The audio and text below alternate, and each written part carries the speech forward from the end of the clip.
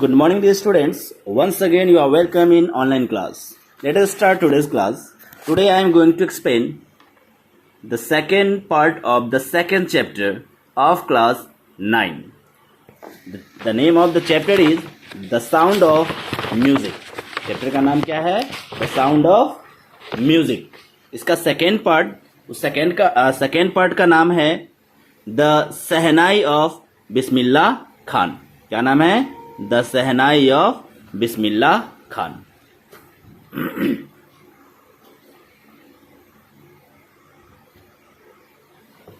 कह रहा है कि think of shehnai and first thing you will probably imagine is a wedding और a similar occasion of function.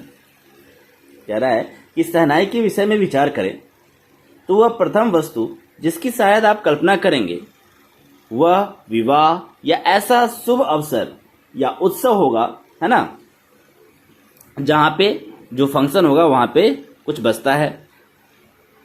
The next would probably be Ustad Bismillah Khan the shehnai maestro playing this instrument. और दूसरा संभवतः क्या होगा, जो सहनाई वादक हैं जिनका नाम है बिस्मिल्लाह खान, है ना, जो कि क्या बजाते हैं? सहनाई बजाते हैं. उनका जो है, उनकी बात कर रहा है ये. तो जैसे ही सहनाई की बात होती है तो हमें सहनाई के साथ साथ सहनाई के नाम से क्या याद आता है? कोई फंक्शन या कोई वेडिंग या फिर दूसरा जो है उनको बजाने वाले बिस्मिल्लाह खान की याद आती है. तो let us start the story. What is behind it?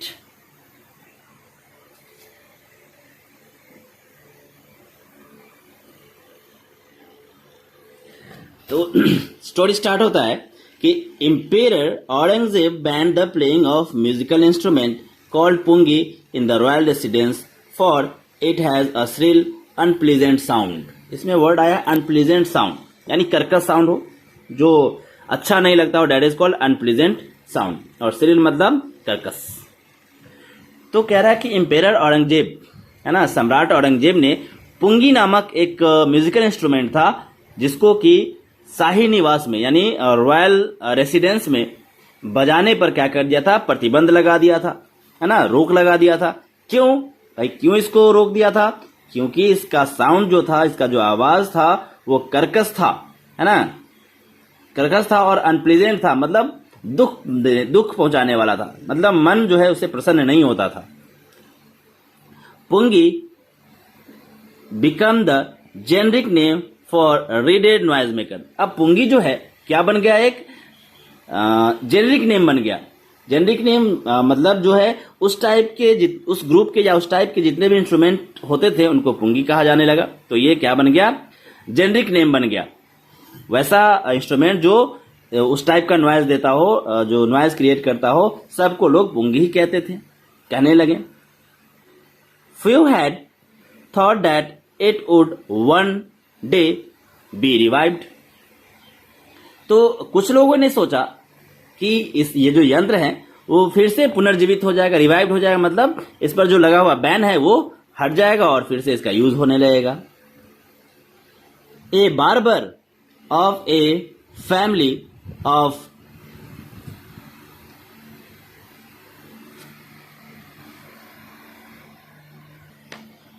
तो कह रहा है कि एक barber, a barber of a family to professional musician who had access to the royal palace decided to improve the tonal quality of the pungi.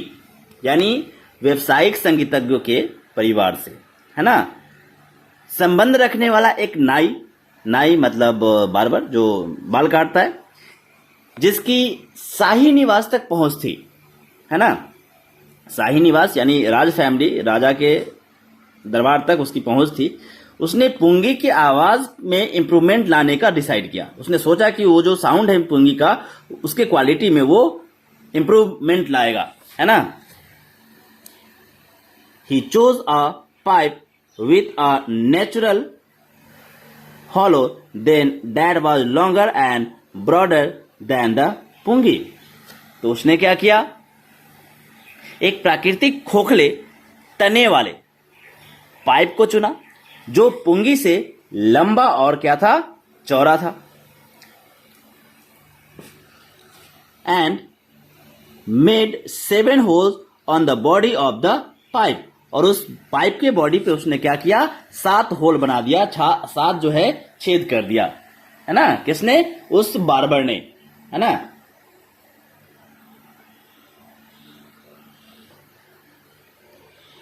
When he played on it, closing and opening some of these holes, soft and melodious sound were produced.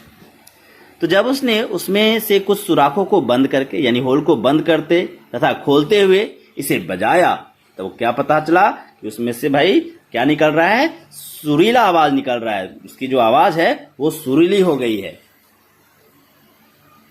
किसकी, वही पुंगी की, जिसको कि पहले लोग जिनको कि ban कर दिया गया था. When he played on it, closing and opening some of these holes, तो वही कह रहा है, तो उसमें से क्या निकल रहा था, प्लीजेंट साउंड निकल रहा था. जब एक किसी होल को बंद करके उसको, और किसी को खोल के किसी को बंद करके जब बजाया जा रहा था तो काफी सुरीला साउंड निकल रहा था.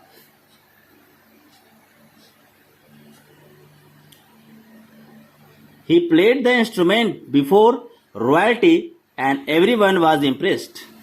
उसने इस यंत्र को क्या किया, शाही दरबार में बजाया और उसे सुनकर सभी लोग क्या हुए, इम्प्रेस्ड हुए, प्रभावित हुए. The instrument so different from the pungi had to be given a new name. और ये इंस्ट्रूमेंट पुंगी से बिल्कुल अलग था और इसको क्या किया गया, एक नया नाम दिया गया. As the story goes, since it was first played in the sas chamber and was played by a nai. तो यह यंत्र जो था, जिसको पुंगी कहा जाता था, ये काफी भिन्न था. और कह रहा है इसके बारे में कि ये जो है क्या किया गया, फर्स्ट टाइम प्ले किया गया था किसके दरबार में, शाह के दरबार में, सास चेंबर, एंड प्लेड बाय ए नाई. और इसको किसने प्ले किया, नाई ने प्ले किया, यानी बार्बर ने प्ले किया. The instrument was named the सहनाई. और इसीलिए इसका नाम क्या दिया गया, दोनों को जोड़ के सहनाई कहा गया.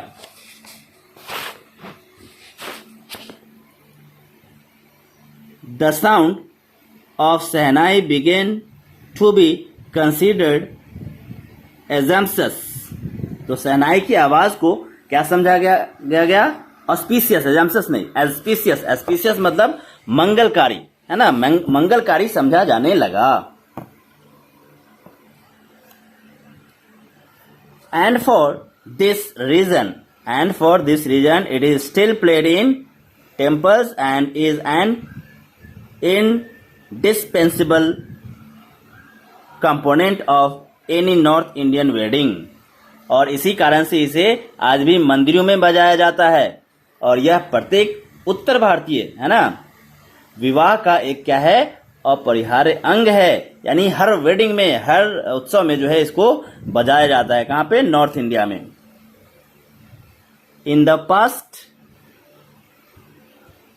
The shehnai was part of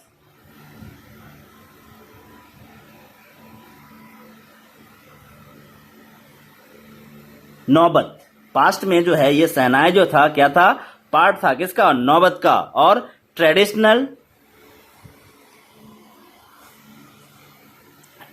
क्या, assemble of 9 instrument found at royal court. तो रॉयल कोर्ट में जो 9 इंस्ट्रूमेंट बजाए जाते थे उसमें से यह भी एक उसका हिस्सा था. वहां पे यह भी बजाया जाता था. यानी कह सकते हैं ये, इसे जो है शास्त्रीय संगीत का जो है दर्जा मिल गया था. ये है फिगर, ये this one is pungi and this one is shehnai. तो पुंगी ऐसा था, फिर इसको इंप्रूव करके क्या किया गया, सहनाई बनाया गया.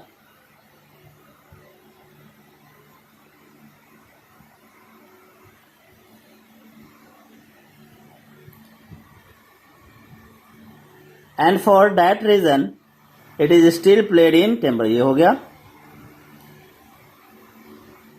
Till recently it was use only in temple and wedding, तो हाल फिलहाल तक जो है इसका यूज जो है टेम्पल्स में और वेडिंग में किया जाता रहा है और किया जा रहा है। The credit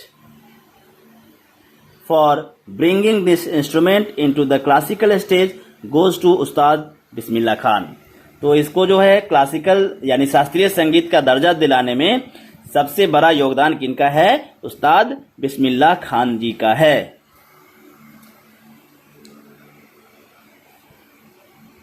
As a 5 years old, Bismillah Khan played Gilli Danda near a point in the ancient state of Dumrao in Bihar.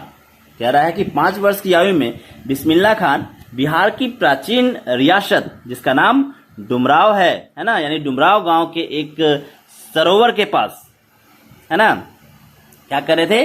Gilli danda खेल रहे। Gilli danda is a game, वो खेल रहे थे। He would regularly go to the nearby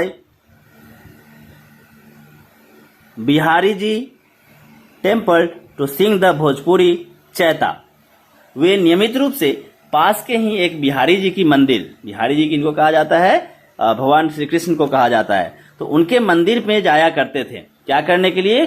Bhojpuri में जो चैता होता है, एक काइंड ऑफ सिंगिंग, है ना, तो भोजपुरी का जो चैता होता है वो गाने के लिए वो जाते थे मंदिर।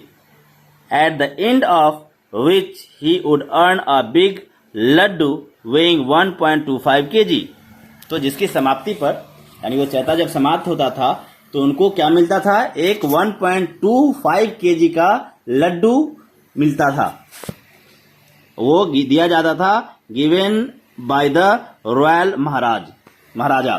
तो जो महाराजा हुआ करते थे, रॉयल महाराजा, उनके द्वारा इनाम के रूप में ये दिया जाता था। This happened 80 years ago and the little boy has traveled far to earn the highest civilian award in India, the Bharat Ratna। तो उस समय उसे ये 1.25 kg का लड्डू प्राइज में मिला था और वहां से, ये आज से करीब 80 साल पहले की बात है, और वहां से धीरे धीरे धीरे वो कहाँ पहुंच गए? भारत का जो सबसे बड़ा अवार्ड है वहां तक। तो डियर स्टूडेंट, हमारे लाइफ में छोटा अवार्ड भी बहुत मायने रखता है। उसी छोटा अवार्ड से धीरे धीरे धीरे इंप्रूव करते करते लोग बड़े अवार्ड तक पहुंचते हैं और पहुंच सकते हैं, जैसा कि बिस्मिल्लाह खान पहुंचे। उनको पहले अवार्ड क्या मिला था? एक 1.25 kg का बड़ा सा लड्डू मिला था अवार्ड में, और अब जाकर के उन्हें क्या मिला? इंडिया का सबसे बड़ा अवार्ड भारत रत्न मिला। Was born on 21st March 1916. Bismillah belonged to a well-known family of musician from Bihar. तो उनका जन्म जो है कब हुआ था? 21 मार्च 1916 को हुआ था, और वो जो थे एक जाने माने संगीतज्ञ परिवार से संबंधित थे। बिहार के जाने माने संगीतज्ञ परिवार से संबंधित थे। कौन? बिस्मिल्लाह खान।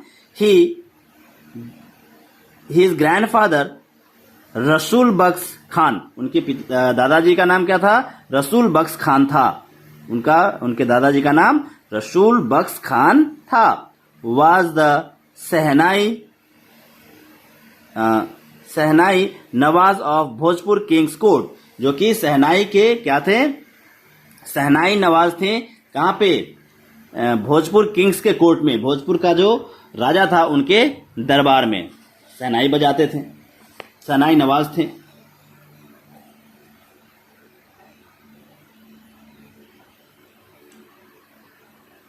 हिज फादर पैगंबर बख्श, और उनके पिता का नाम क्या था? पैगंबर बख्श था। And other parental ancestors where also a great shehnai player, और बाकी जो उनके पूर्वज थे वे लोग भी क्या थे? महान सहनाई बजाने वाले थे, सहनाई वादक थे।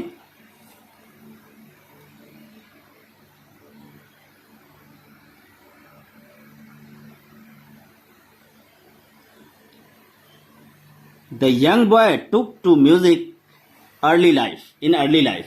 तो ये जो युवा बालक था जल्दी ही अपने जीवन में संगीत को अपना लिया। At the age of 3 when his master took him to his maternal uncle's house in Banaras. तो कह रहा है कि 3 वर्ष की आयु में जब उनकी माँ ने उसे मामा जी के घर बनारस ले गई, है ना, यानी उसके मामा का घर कहाँ था? बनारस था। बिस्मिल्लाह, जो कि अभी वाराणसी है, Bismillah was fascinated watching his uncles practice the shehnai. तो बिस्मिल्लाह जो है अपने मामा जी को सहनाई का रियाज करते हुए, प्रैक्टिस करते हुए देखकर काफी क्या हुआ? आकर्षित हो गए। सुन बिस्मिल्लाह स्टार्टेड accompanying his uncle। जल्दी ही बिस्मिल्लाह ने अपने मामा अली बख्श के साथ जो है क्या करने लगे? Ali Bakhsh to the Vishnu temple of Banaras where Bakhsh was employed to play the shehnai. Varanasi के जो विष्णु मंदिर थे, है ना, वहां जाना प्रारंभ कर दिया, जहां पे अली बख्श क्या करते थे? सहनाई बजाने का कार्य करते थे। यानी मंदिर में उस समय अली बख्श सहनाई बजाते थे। Ali Bakhsh would play the shehnai and Bismillah would sit captivated for hours on end. तो अली बख्श सहनाई बजाया करते थे तथा बिस्मिल्लाह खान जो है उनके साथ अंत तक सहनाई पर मोहित होकर के बैठे रहते थे। स्लोली ही started getting lessons in playing the instrument and would sit practicing throughout the day. धीरे धीरे उसने भी इस यंत्र को बजाने की क्या कर ली? कला सीख ली और वो धीरे धीरे बजाना स्टार्ट कर दिया। For years to come the temple of Balaji and Mangal Maiya and the banks of the Ganga become the young apprentice favorite hunts where he could practice in solitude। तो क्या हुआ? बैठकर सारे दिन अभ्यास करता रहता था वो बालक, है ना। आगामी वर्षों में बालाजी का मंदिर और मंगला मैया और गंगा का तट इस नवयुवक के सीखने के लिए प्रिय स्थान बन गया, जहां वह एकांत में बैठकर अभ्यास करता था, है ना। सॉलिट्यूड मतलब अकेले में। The following words of the Ganga inspired him to improvise and invent ragas. कह रहा है कि जहां वह एकांत में बैठकर अभ्यास करता था और गंगा जी के जो प्रवाहित जल थे उसे बिना तैयारी के गीत रचने व रागों का आविष्कार करने के लिए प्रेरित करता था। यानी पानी का जो साउंड था, गंगा के जल का जो आवाज था, उससे वो प्रेरणा लेते थे और नया नया राग जो है बनाते थे। That were earlier considered to be beyond the range of the सहनाई, जिन्हें पहले सहनाई की सीमा क्षेत्र से क्या समझा गया? अलग समझा गया। लेकिन बाद में फिर क्या हुआ हम लोग जानेंगे, पढ़ेंगे नेक्स्ट पार्ट में। तब तक के लिए that's all. Thank you. Have a nice day.